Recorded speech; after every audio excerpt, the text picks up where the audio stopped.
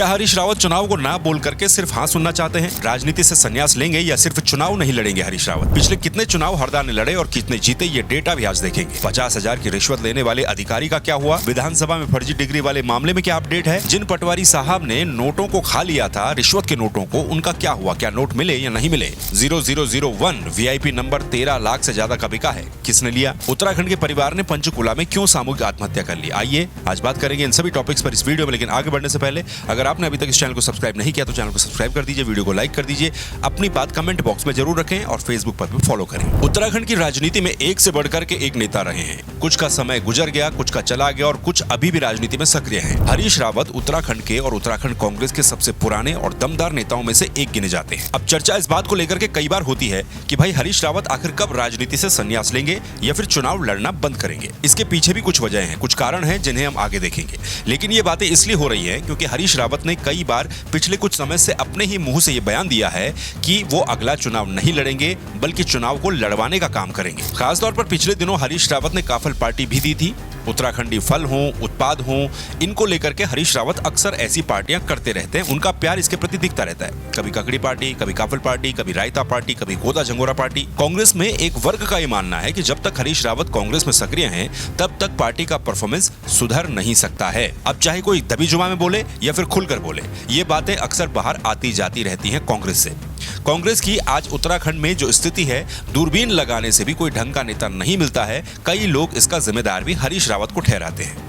हालांकि हरीश रावत कांग्रेस सरकार के दौरान मुख्यमंत्री रहे उत्तराखंड में और उन्होंने कई ऐसे ऐतिहासिक कार्य किए जो आज भी प्रासंगिक हैं। जैसे उत्तराखंड में इंटरनेशनल स्टेडियमों का निर्माण करवाना, उत्तराखंड के पारंपरिक प्रोडक्ट कोदा, झंगोरा, माल्टा जैसी चीजों को बड़े मंच तक ले आना।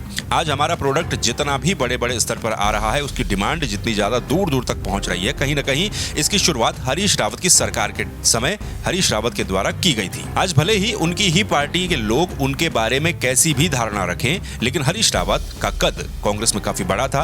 उन्हें विजनरी नेता के रूप में गिना जाएगा आने वाले समय में भी। लेकिन आंकड़े और पिछले चुनाव यही बता रहे कि हरीश रावत चुनाव जीत ही कहां रहे हैं। अब हरीश रावत ने कहा कि मैं चुनाव नहीं लड़ूंगा। इस पर बीजेपी के प्रदेश अध्यक्ष महेंद्र भट्ट ने कहा कि ऐसा कहकर हरीश रावत सिंपैथी गेन करना चाहते हैं ताकि एक टीम कांग्रेस में खड़ी हो जाए जो ये कहे कि हरीश रावत जी आप चुनाव लड़िए। वो ना के पीछे हाँ की अपेक्षा रख रहे हैं। महेंद्र भट्ट ये भी कहते हैं कि जब तक हरीश रावत ये नहीं कह देते कि मैं राजनीति से संन्यास ले रहा हूं, तब तक जनता को उन पर विश्वास भी नहीं होगा। उनकी उम्र के ज्यादातर लोग राजनीति से रिटायर हो चुके हैं। महेंद्र भट्ट ने तो ये तक कह दिया कि हरीश रावत को भी हिम्मत दिखाकर राज्य हित में दल से ऊपर उठ करके ये विचार करना चाहिए। महेंद्र भट्ट 4 कदम और आगे हर बार निकल जाते हैं, इस बार भी निकल गए। उन्होंने ये भी कह दिया कि अब तो उत्तराखंड में कभी भी कांग्रेस की सरकार आ ही नहीं सकती है। लगातार भाजपा की सरकार उत्तराखंड में बन रही है, आगे भी बनती रहेगी। हाँ, हरीश रावत कोई सुझाव अगर आने वाली भाजपा की सरकार को देना चाहते हैं तो जरूर उनका स्वागत है, वो दे सकते हैं। अब ऐसा क्यों कहा जा रहा है, उसके लिए हम कुछ डेटा देख लेते हैं। उत्तराखंड राज्य बनने के बाद हरीश रावत सिर्फ एक लोकसभा का चुनाव साल 2009 में जीते थे। हालांकि लड़े ही कुल 2 थे। ये सिर्फ मैं पहले लोकसभा की बात कर रहा हूं, उसके बाद विधानसभा का भी देखेंगे। 2009 में हरीश रावत हरिद्वार से चुनाव जीते थे, हरिद्वार लोकसभा सीट से, और उसके बाद केंद्र में मंत्री भी बने थे कांग्रेस सरकार में। साल 2002 से 2008 तक वो राज्यसभा के सांसद रहे। राज्यसभा के लिए प्रत्यक्ष रूप से जनता वोट नहीं करती है। पार्टी के पास पर्याप्त संख्या बल हो तो पार्टी कहीं से भी किसी को भी राज्यसभा भेज सकती है। हालांकि इसके अलावा वो लोकसभा के चुनाव सिर्फ 2 बार ही लड़े। दूसरी बार साल 2019 में चुनाव लड़े, वो चुनाव हरीश रावत हार गए थे। 1991, 96, 98 और 99 4 बार हरीश रावत राज्य बनने से पहले चुनाव लड़े, वो भी हारे। 80, 84, 89 3 बार चुनाव लड़े और जीते। हरीश रावत 9 बार कुल लोकसभा का चुनाव लड़े हैं, जिसमें 4 जीते और 5 हारे हैं। उनके बेटे भी पिछली बार हरिद्वार से चुनाव लड़े थे, लेकिन वो भी चुनाव हार गए थे। अब आते हैं विधानसभा पर। साल 2014 का विधानसभा उपचुनाव, जब हरीश रावत मुख्यमंत्री थे, उस वक्त हरीश रावत 14 का विधानसभा उपचुनाव जीते थे। इसके अलावा 2017 में वो 2 जगह से चुनाव लड़े, हरिद्वार और किच्छा दोनों जगहों से हार गए। 2022 में लाल कुआं से चुनाव लड़े, उस वक्त भी हार का सामना करना पड़ा। यानी कि 2017 से हरीश रावत 3 जगह से विधानसभा का चुनाव लड़े और 1 जगह से लोकसभा का चुनाव लड़े, वो सारे चुनाव हारे। हालांकि पार्टी ने भी इस दौरान कुछ खास नहीं किया। 2017 विधानसभा का चुनाव हार गए, 19 लोकसभा 5 सीटें हार गए, 22 विधानसभा चुनाव बुरी तरह से हार गए, 24 का लोकसभा लोकसभा चुनाव फिर से कांग्रेस का सुपड़ा साहब उत्तराखंड में हो गया, बुरी तरह से आ गए और अब 2027 का चुनाव सामने है जिसके लिए तैयारियां हो रही होंगी। हरीश रावत कह तो चुके हैं कि अब वो चुनाव नहीं लड़ेंगे, लेकिन महेंद्र भट्ट वाली बात फिर से सामने आ जाती है कि क्या वो ना के पीछे हाँ सुनना चाह रहे हैं। ऐसा लगता तो नहीं है, क्योंकि अब उम्र भी उनकी काफी ज्यादा हो गई है और पॉलिटिक्स के तौर तरीके भी काफी ज्यादा बदल चुके हैं और पिछले कई चुनाव में हार का रिकॉर्ड भी उनके साथ चलता आ रहा है। ऐसे में हरीश रावत पॉलिटिक्स में तड़का लगाने में तो कोई कमी कहीं पर नहीं छोड़ते हैं। बीजेपी के आरोपों पर उन्होंने फिर से एक और काफल पार्टी रख दी है। हरीश रावत कहते हैं कि बीजेपी के मित्र ये सोच रहे हैं कि काफल पार्टी का आयोजन वो सिर्फ अखबारों की सुर्खियां बटोरने के लिए कर रहे हैं, तो ऐसा ही सही एक बार फिर से सुर्खियां बटोरी जाएं और आने वाले 5 जून को काफल के सीजन की विदाई के मौके पर एक और काफल पार्टी रखी जाए। विधानसभा में प्रोटोकॉल अधिकारी मयंक सिंघल के दस्तावेजों को लेकर के बेरोजगार संघ ने कुछ सवाल खड़े किए थे। इस टॉपिक पर हम डिटेल से उस वीडियो में बात कर चुके हैं। यदि आप विस्तृत रूप से इस वीडियो को समझना चाहते हैं तो उस वीडियो को जाकर के आप देख लीजिए। बेरोजगार संघ के अध्यक्ष राम कंडवाल ने उत्तराखंड विधानसभा में तैनात प्रोटोकॉल अधिकारी मयंक सिंघल के हाई स्कूल, इंटरमीडिएट और स्नातक के दस्तावेजों को लेकर सवाल उठाए थे। उनका कहना था कि उन्होंने जहां से ये तीनों परीक्षाएं या फिर तीनों संस्थान पास किए वो संस्थान फर्जी है। बाकायदा उनके दस्तावेजों की कॉपियां भी उनके द्वारा दिखाई गई और विधानसभा अध्यक्ष से ये मांग की गई कि मयंक सिंघल के दस्तावेजों की जांच की जाए, वो फर्जी तरीके से विधानसभा में नौकरी कर रहे हैं। इस मामले में विधानसभा अध्यक्ष ने जांच के आदेश दे दिए हैं। विधानसभा के प्रभारी सचिव हेम पंत को इस संबंध में निर्देश जारी किए गए हैं। जल्द ही इसमें एक जांच अधिकारी को नामित किया जाएगा और वो जांच अधिकारी इन शिकायतों की सत्यता को परखेंगे, जांच करेंगे कि दस्तावेज फर्जी हैं या नहीं है। अब देखना यह है कि जांच में आखिरकार निकलता क्या है। आजकल आप सोशल मीडिया पर या फिर समाचार पत्रों में भ्रष्टाचार के खिलाफ कार्रवाइयों की खूब खबरें देख रहे होंगे। कुछ दिन पहले बागेश्वर में एक सैनिक कल्याण विभाग के एक अधिकारी को 50,000 रुपए की रिश्वत लेते हुए विजिलेंस की टीम ने गिरफ्तार कर लिया था। फिर विकास नगर के कालसी में एक पटवारी को 2,000 रुपए की रिश्वत लेते हुए गिरफ्तार किया गया था। अब हैरानी वाली बात थी कि पटवारी साहब रिश्वत के 2,000 रुपए ही निगल गए, जिसके बाद इस पटवारी को हॉस्पिटल लाया गया। मतलब गजब का सीन है, रिश्वत खानी है इस बात को पटवारी जी ने एकदम सार्थक करके दिखाया और सच में 2,000 रुपए की रिश्वत को खा लिया, यानी कि निगल लिया।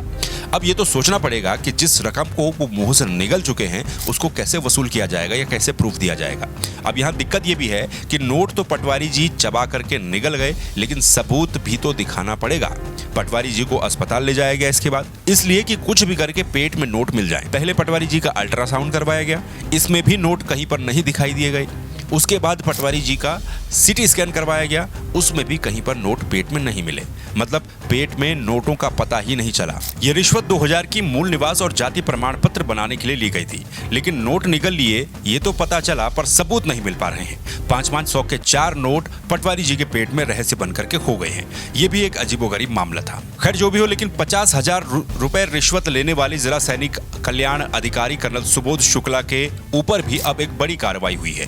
इन साहब को भी बर्खास्त कर दिया गया है। ये संविदा का पद था जिस पर अधिकारी काम कर रहे थे। ये पूरा मामला बागेश्वर जिला सैनिक कल्याण कार्यालय का था। अब इन्हें बर्खास्त कर दिया गया है और सैनिक कल्याण मंत्री ने कहा है कि हमारी सरकार भ्रष्टाचार पर जीरो टॉलरेंस के तहत काम कर रही है। आजकल गाड़ियों का और उन पर लगे फैंसी नंबरों का या फिर वीआईपी नंबरों का चलन बहुत ज्यादा है। कई बार तो ऐसा होता है कि उतने की गाड़ी नहीं होती है जितने के लोग वीआईपी नंबर ले लेते हैं।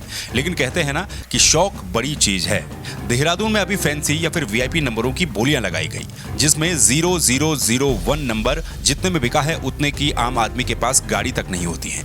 ये नंबर 0001 13,77,000 रुपए में बिका है। सोचिए, लोग सिर्फ नंबर खरीदने के लिए 13 लाख रुपए खर्च कर देते हैं। अब परिवहन विभाग ने उन लोगों को भी सम्मानित किया है जिन्होंने बड़ी बोली लगा करके नंबर खरीदे हैं। इसके अलावा 0009 नंबर 3,95,000 रुपए में बिका है। 13,77,000 रुपए में बिका 0001 नंबर को जीटीएम कंपनी ने अपनी वॉल्वो बस के लिए खरीदा। 0009 नंबर को एक थार वाले व्यक्ति ने अपनी गाड़ी के लिए खरीदा। खैर, वीआईपी नंबरों का शौक है तो शौक है, और इससे जनरेट हुआ पैसा सरकार के पास ही जाता है। उम्मीद है कि प्रदेश के हित में यह पैसा खर्च किया जाता होगा। हरियाणा के पंचकुला में सड़क के किनारे खड़ी एक कार में एक ही परिवार के 7 सदस्यों ने जहर खाकर के आत्महत्या कर ली।